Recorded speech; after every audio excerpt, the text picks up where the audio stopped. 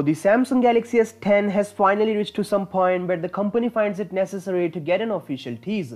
There is a lot of buzz around this particular flagship phone, and to maintain that, the company will release a preheating video of the next big conference. The information comes from Ice Universe and OnLeaks, who are considered as one of the most reliable leakers out there.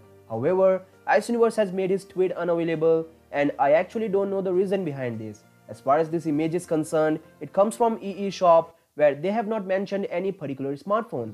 And to be very clear, I don't expect a Galaxy S10 at some very early stage. This may belong to a different model or some type of advertising material. At the same time, we shouldn't ignore this information as Samsung has a habit of teasing S phones just before the launch. Now, the Galaxy S10 Plus is getting a lot of importance just because of a crazy camera implementation. The device will admire a dual front camera tech that comes with an advantage. According to some reports, the Galaxy S10 Plus will be able to take true wide-angle selfies unlike the lower S10 models that will capture wide-angle selfies with some software upgrades. The S10 Plus on the other hand will offer a far better experience out of those lenses and obviously a software magic. Additionally, this is our first look at the S10 camera module that comes from smartphone tips, and as you can see, we have a horizontal arrangement that should look good in reality.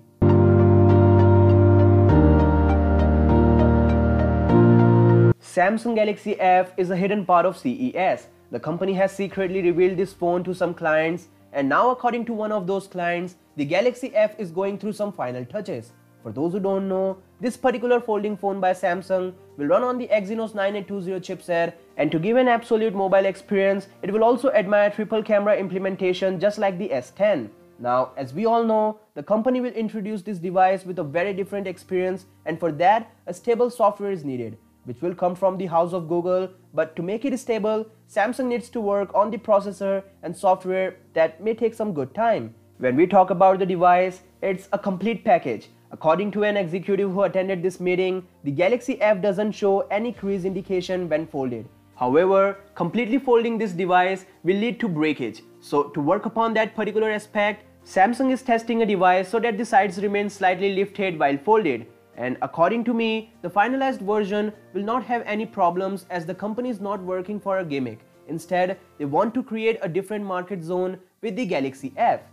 That said, for daily updates like this, you know what to do. Peace out.